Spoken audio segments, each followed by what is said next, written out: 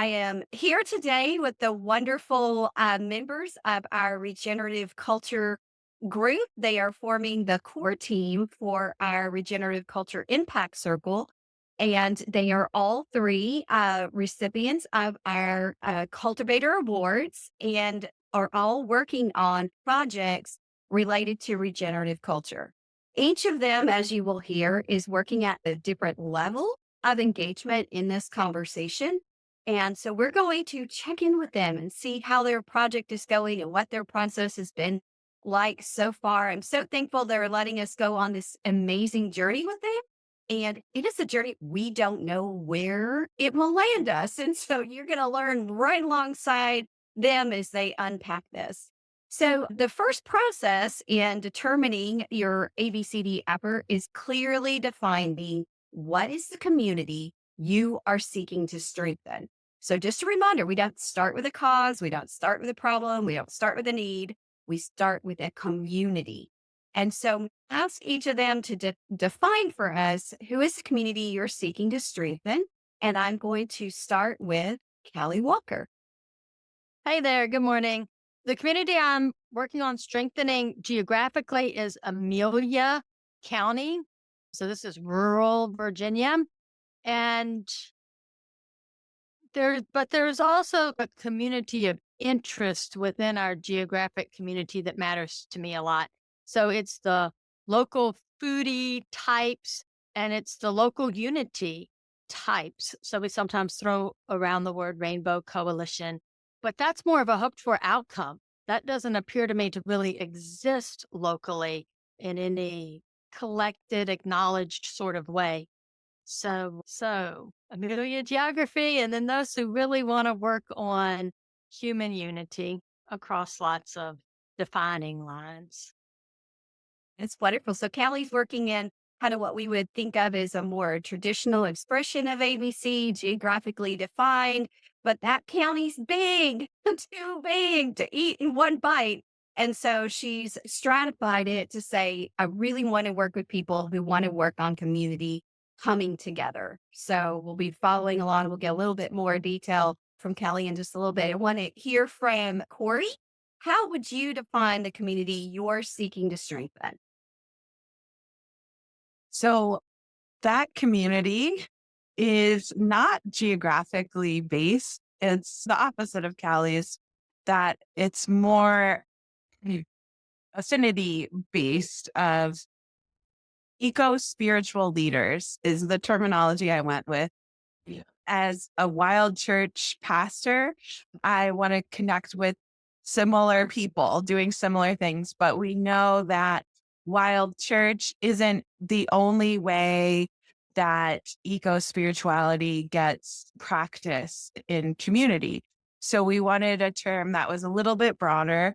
So we went with eco spiritual leaders, whether it's a farm or a retreat center or a wild church or some other different thing that I don't even know about yet. I'm excited to connect with people gathering communities, leading communities in connection with creation, with the land, with their local environment. That's awesome. So I think about Corey's project as a middle layer. It's not those grassroots. It's just right neat above those grassroots practitioners. And many of them are grassroots practitioners in their own context. And so last but not least, I'm going to invite Suzanne to share with us a little about project and the community she's seeking to strengthen. I I am working with the regenerative culture movements and the individuals that I am making relationships with and seeking to strengthen are the leaders and conveners of folks who are out there trying to make regenerative culture work, who are pulling together their peers, who are creating structures for, and networking, as well as who are considering actions and next steps and ways that we move as a society or as a collection of societies into a more regenerative society. So I think Suzanne's project is very macro. So she's out there looking at kind of the movement, broadly speaking, and folks that are weaving together these various networks and threads into a more cohesive effort around cultivating regenerative culture. So all three are working on regenerative culture, but at very different levels. And so we're hoping these projects speak to each other. We learn from each other. And so all of them have their own methodology that they're using for their listening projects. And I want to talk about the progress so far. And I'm going to go back to Callie. So Callie is using what we would think of as our strength survey. So those have gone through Powership, you've seen the strength survey. It's designed for that community level listening project.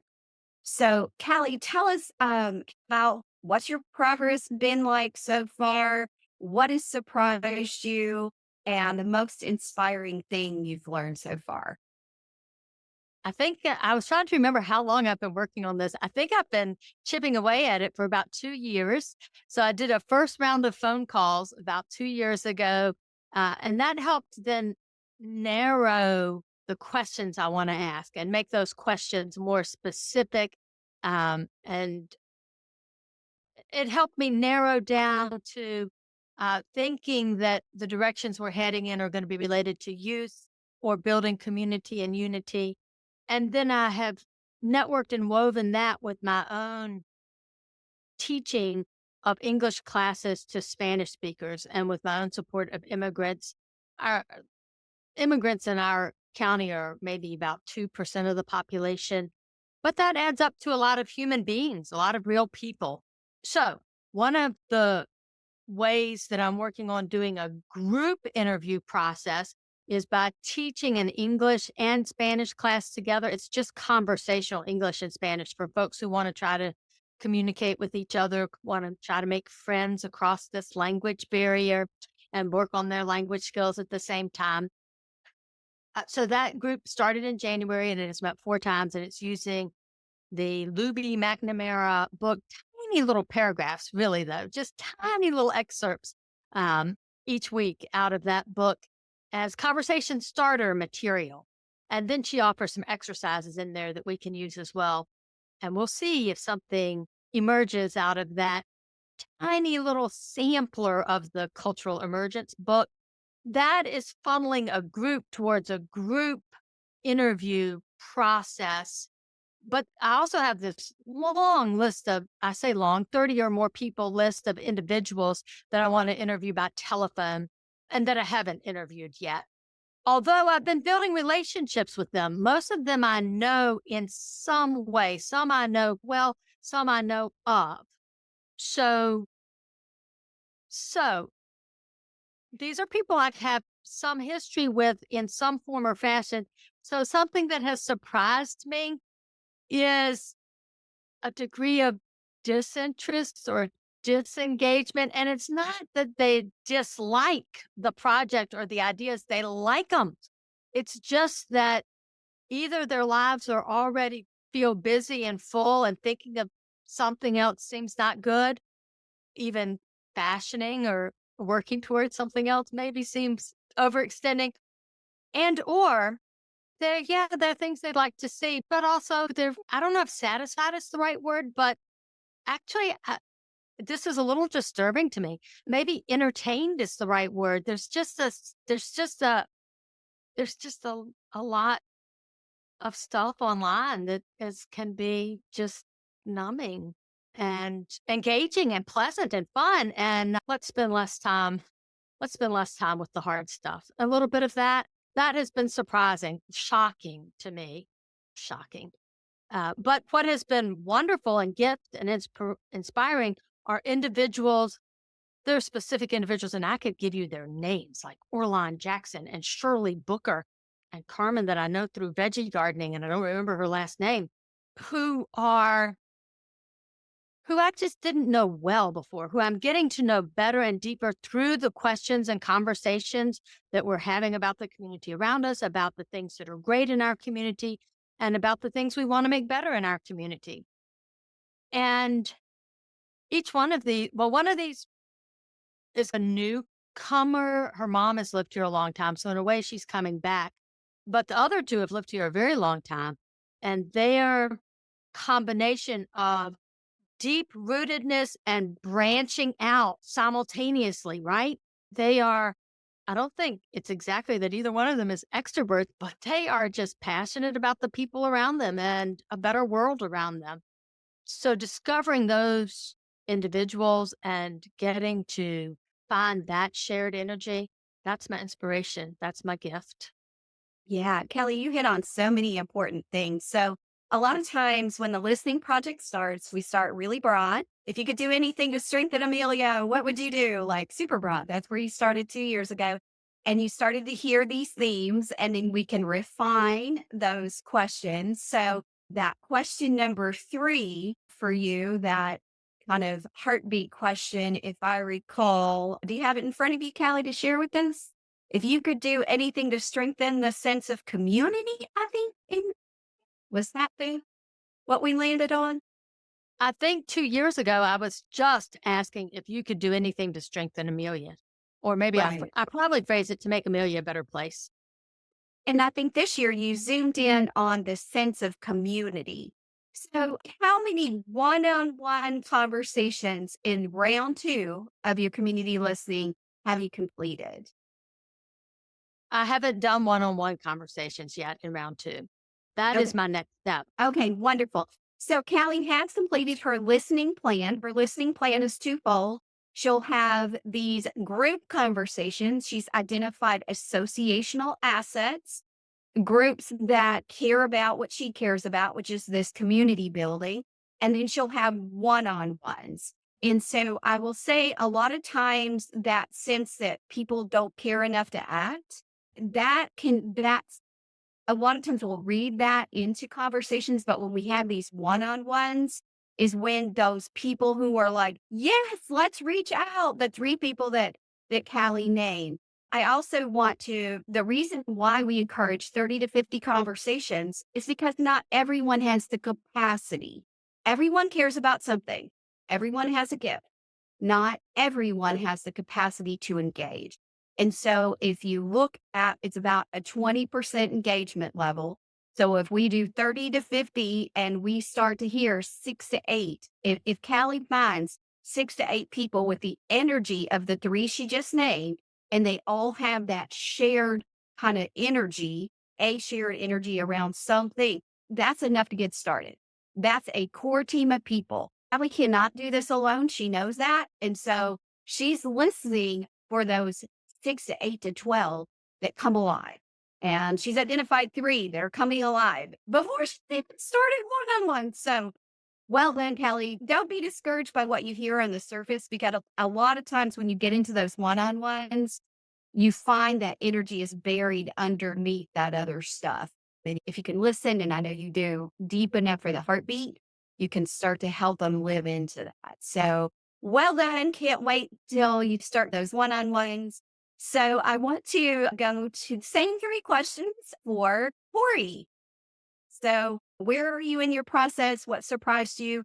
And what is the most inspiring thing you've learned so far? So I've just started. I've done 2 one-on-one conversations, and I'm also utilizing a Google form to capture responses. So in total, I've gotten 6 responses to the Google form.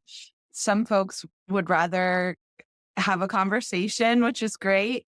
And some who will possibly fill out the form, I'll say, I want a follow up conversation. But there's a good amount of responses that have come in that are just great. And I'm glad I don't need to follow up with every single person. But the conversations are really rich and wonderful. And I have 2 more scheduled for this week. So that'll get me up to 8 responses so far. So plugging away at those. What surprised me, is that the next question? Well, it's not really, I guess it's not surprising, but it's like, oh, right. When I talk to others of these eco spiritual leaders, I just hear that longing and real passion for this work. And it's like great to hear that reflected back to me because of course I feel that too. But it's really great to hear other people having that same experience and just this shared that's the only word I can come up with is this longing that we just want everyone to be able to experience this thing that we get to experience, even though it's not all exactly the same. We're all doing it a little bit differently, but this sense of connection and belonging to the land and being in community with the earth, like, and having that spiritual connection, it's hard to talk about. I think a lot of people have felt that, but we get scared that we sound loony or something. And so we don't talk about it as much as we should. But for those of us who are making space for those conversations and doing that, gosh, there's just such a passion and longing that we just want everyone to feel this. It's so freeing. It's so different from the rest of life. And we just want people to have that experience. And so that's been a nice reminder and sort of, reigniting my passion and fire for it. It's hard, right? In the winter, we lose a little bit of that spark, I think, because we're not spending as much time out with the world. So that's been a nice reminder. And so surprising, I guess, to hear it reflected back just across the board. And that's been really great. What was the third question? It might be wrapped up in your number two, the most inspiring thing you've heard. Well, again, it's like similar to my situation. The folks that are doing this work are just going to do it because they've felt this. And no matter what kind of support they might have from denominations or religion, like they just want to do this and they see the desire and the need from the general population for it too. And so it's not just, well, I'm just going to do this myself for my own spiritual well-being, but it's partly that, but also because we see how so many people connect and resonate with eco spirituality and practicing our faith, whatever that means, with the rest of the natural world, learning from our local environment, matching the rhythms and pace of nature is healing, is so deeply healing spiritually, physically, mentally. There's just so many great benefits. And that's what's so inspiring is that people have just decided this is what we need. And I might not be making any money off of it. I might need to have another source of income, but I'm going to do it because I need it and I know other people need it and want it. And so it is just like this driving force of, I don't care what the rest of the world thinks. I'm doing this. And it's so exciting that there's so many people doing that. And I'm hopeful that this project will bring us together and help us find support and maybe some resources so it isn't such a hard fought road to trod. Yeah, I did have the opportunity to listen to the two interviews you did, and that definitely comes through is the commitment and the passion that's there. And it was Callie, I almost called you and said, we need to start an eco spirituality group in Central Virginia because I just got so moved by the interviews. They were amazing. So thank you so much. I did want to clarify. So Corey's using two tools in her process. She's using topic of inquiry. So when she's talking about Google form, this is a process developed by Peter Pula that was developed to capture emerging stories. We are using it to reveal assets and to lean into possibilities within networks. So generally, if you've gone through PowerShift, I tell you, I hate Verbase, please don't use them. The way that Corey is using it is different than what I'm talking about in PowerShift. So that it's a methodology to make visible what's invisible, and then she's following up where she's starting to see energy emerge. And so it's a process to get to the deeper learning that is emerging. And so it's a trial. We've never done this at this level for a whole project. And so we're going to learn together. We'll let you guys know if this is a helpful tool.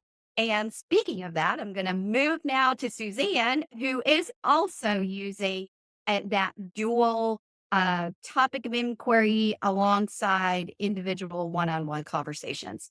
So, Suzanne, same three questions to you. Where are you in your process? Anything surprise you? Anything really inspiring you right now? Yeah, and where am I in my process? I'm so grateful to you for just describing the methodology.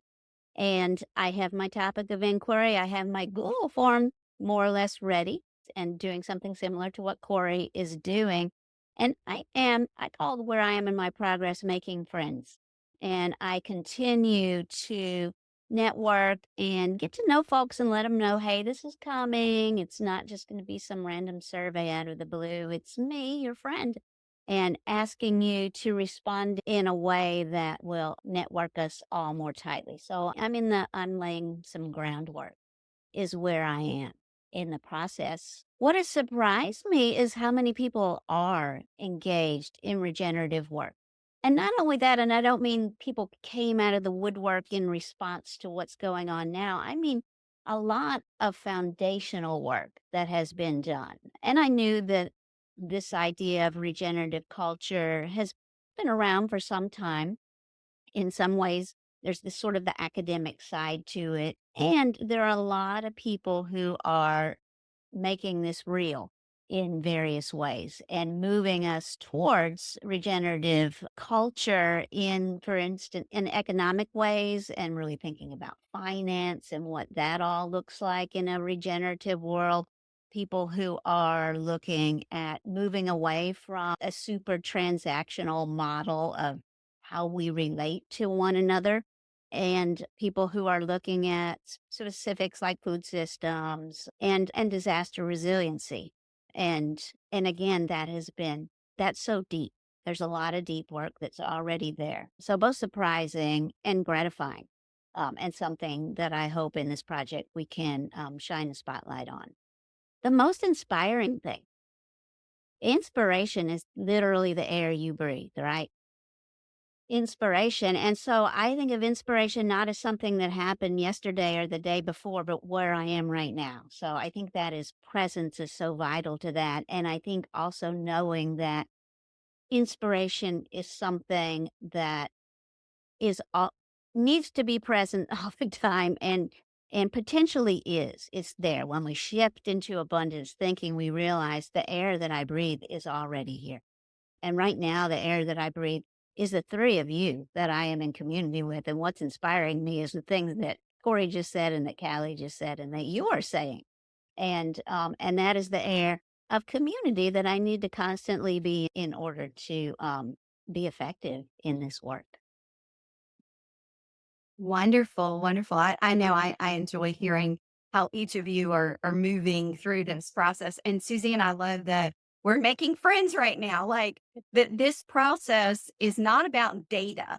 I think a lot of times people turn asset mapping into data collection when the whole purpose is relationship building and being fully present to people, like Callie was talking about in her classes, wherever she goes, really being present to the moment and the people that you encounter in this journey.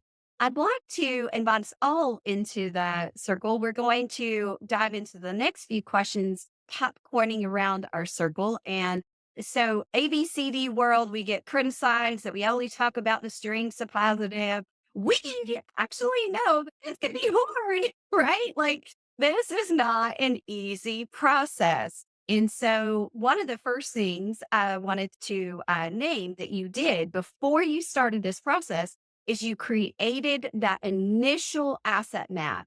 And your initial asset map, we challenge you to come up with 30 to 50 people who care about the same thing you care about. So I just want to have that's the backdrop for this. So they've been developing that before they ever started reaching out. So I know Callie talked about it and Suzanne just talked about it, and Corey has a long list. But we also want to encourage everyone who's watching this video. If you're watching, you're like, I know someone who should be on that potential asset map. You will have a chance. We will be putting out those topics of inquiry that Suzanne and Corey have that you can share and encourage people to respond to.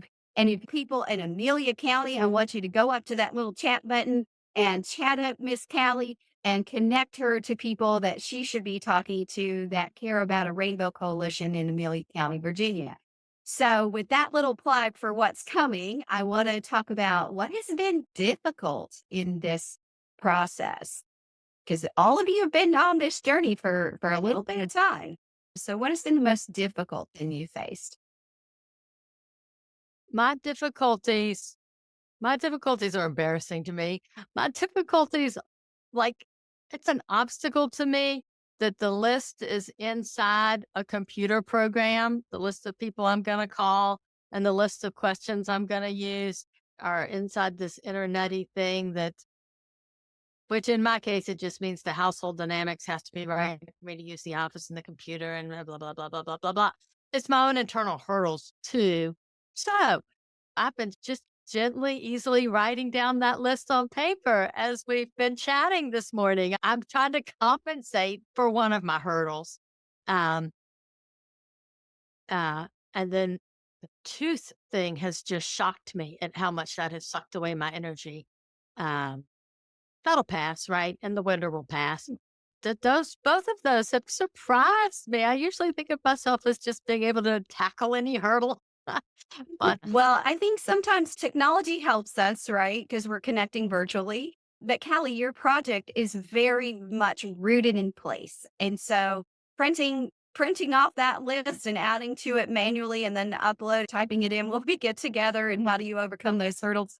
And we definitely don't want the technology to get in the way of effective relationship building. So, and we all deal with these personal things that come up. I woke up with a migraine this morning, like just not myself. That how do we support each other? So Suzanne taught me how to get rid of my headache. I was doing a little pressure here on my hand and I feel better. So I think supporting each other, hopefully Callie will help you. So if you ever have any tech problems, you know where I live. I can help you. So Corey and Suzanne, what's your hardest part of this so far? I think I'm trying to connect with people leading something.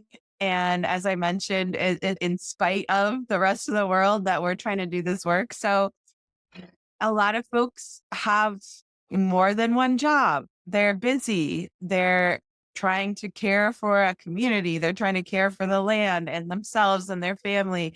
And so am I. And so even just scheduling time to talk can be hard. Asking people, sending an email saying, hey, can you do this thing for me? Like asking people for this favor to share meaningful and insightful responses to these questions, this topic of inquiry. And they have been, which is really great. And I know it's just going to take time and maybe a few reminders for some folks, but yeah, just the busyness of life. I think we all wish that it could be different. And so I'm so grateful for the people who make the time for these conversations. And I know for every conversation I've had so far, both of us walk away feeling like a little hopeful and uplifted, but it's just getting to that conversation that can take a lot of work and it could be tough.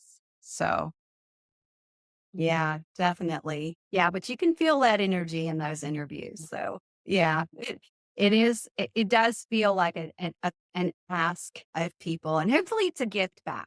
That's what my hope. And the other part of this process is helping people understand how they shaped whatever comes out the end. Mhm. So being really intentional about harvesting what we're learning and sharing it back so people are co-learning. So that's part of this video today. So thank you, Corey. So Suzanne, you haven't quite gotten it all the way up and running, but what has been the more challenging part as you've moved through this? Well, first, amen. Yes, 100 to what Callie said, what Corey said, all of that. And I think what's been most difficult for me, most challenging for me, is that in the course of making friends and having conversations about regenerative culture and ways that we shift, make these big cultural shifts, people really need to share their real sense of fear and despair and a lot of negative emotions that are completely valid. And that includes a sense of urgency and feeling like there's not enough. And so potentially moving me into that, away from that space of abundance. And then it took me a while to even realize that was going on for me, especially if I talk with people who are dealing with disaster resiliency and all day long. They they work with people who are dealing with the aftermath of Helene in North Carolina, for instance, and what's going on in California with fires. And I realized that a lot of my work also needs to be about holding space for myself and protecting my emotional energy. And that needs to be incorporated into this work, protecting my own emotional energy and being very aware of when it's depleted and when I need to stop and taking breaks and so on. And that kind of took me a while to realize it. Oh, so why when I all day long I look at disaster resiliency and then I just feel so tired. And it was like, oh, or when somebody's talking about all the things that are breaking in our financial system right now, which is a conversation that I had yesterday and what we need in place. So that definitely is something I think that I now have in my plan is and then that self-care piece is just so important. Yeah, I often work with a lot of folks that are frontline in communities, and the metaphor that always comes to me is I feel like I'm telling them to go build a fireproof house while the house is on fire. And so there's they're being almost pulled in two. They know we need to do this long term work to stop the suffering, but people are suffering right now. And so there's this juggling of energies. And I love, Suzanne, what you said about we have to do both, but we also have to have the energy and how to protect ourselves from just falling into total despair and giving up on some of the opportunities we still have to safeguard against further destruction. I mean, that window is narrowing. We all know that. And that sense of urgency can almost be debilitating because of the stress and anxiety that it causes. So I really appreciate you naming that tension that we all feel when we're trying to do this work and the soul care piece. So I love that piece because that's where Corey's project is leaning into. And like, how does what she's discovering bring us energy for the longer term, more systemic work that we all know needs to happen. So I wanted to just conclude with two questions for you. Does anybody have any advice you would give to someone who's thinking about launching an intentional community listening project? We talk about it a lot in PowerShift, but now people get to actually go on the journey with people doing it. Any advice, suggestions you would have for somebody who's thinking about it right now?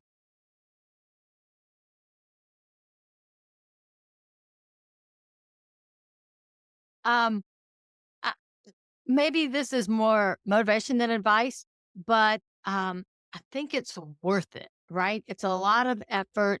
It's a lot of thinking and organizing. It's a lot of relational time before you ever get to implementing a project. But you meet people on a deeper level and you find people who are gems who were probably already around you. I think it's worth it. Everybody echo that? Tori, you want to add? Yeah. It feels to me, it's like following breadcrumbs. And so it's very slow too. It takes time, and it's not going to be like, "Oh, okay, we'll just send out this survey and in a month we'll have 50 responses and then we'll have our answer." Like, that's manage your expectations going into it, being open to where the conversations lead you. It's hard to start something without having an idea of what the end result's going to be.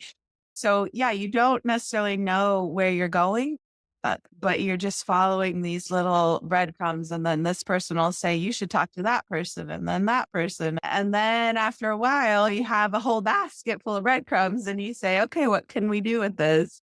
And where are we now that we've followed this trail? So yeah, take some trust and patience and just keep at it. I like that. I like that a lot. Suzanne?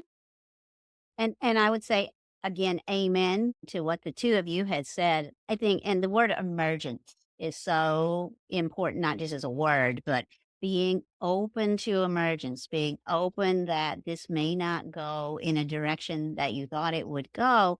It's going to go somewhere much more wonderful and more deep. And the second piece of that there's emergence, and then there's the relationships, and the relationships that will sustain you in the work.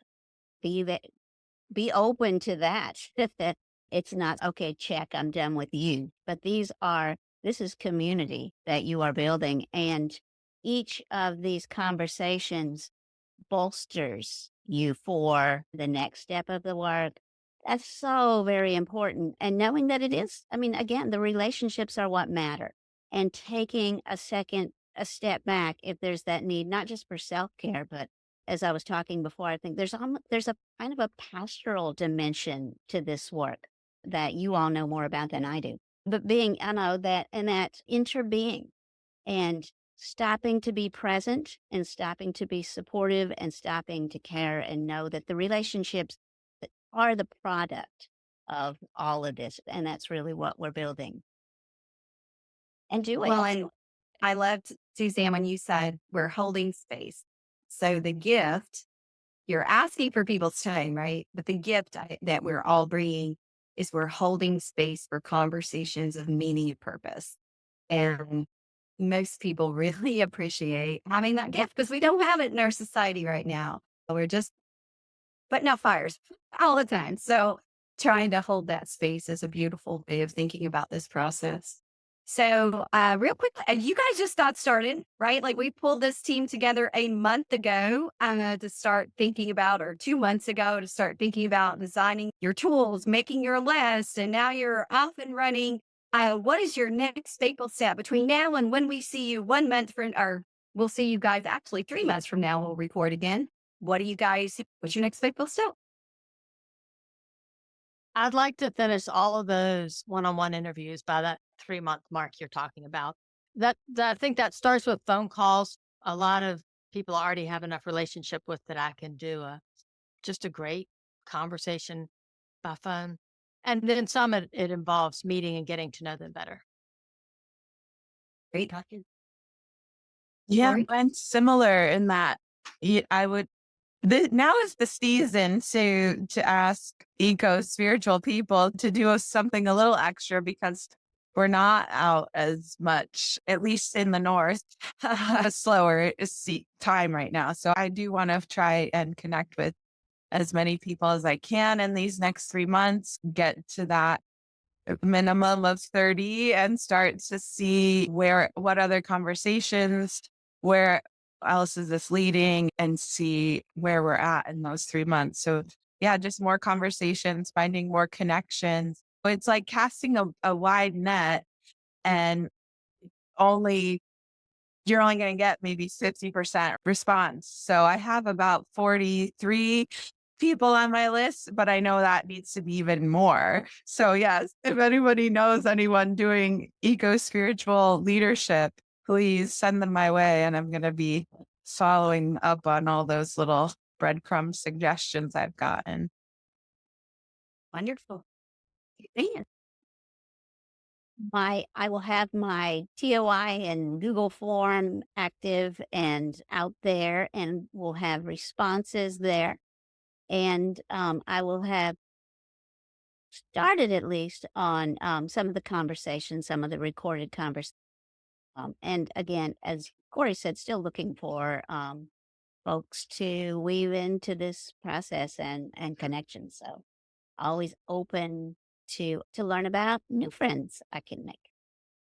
Well, and speaking of that, Suzanne and I are going on another journey together, and we are doing a what did you call it? Like power shift with a permaculture twist. Yeah, shift. Yeah. Yeah, our culture shift. So I encourage you to check out the newsroom. Suzanne and I will be hosting a free 1 hour or 19, 90 90 minute, minutes. 90 minute minute taster. taster. What are we talking about when these two things meet? So really excited about that. We'll follow up with a full 8 week training that we're going to co-create together with those who join us on this pilot project of weaving these two conversations together. So thank you all for sharing your journey and for allowing us to journey with you as we move through this listening process. Super exciting. Thank you all very much. And Suzanne, if you want to In the recording. end the recording.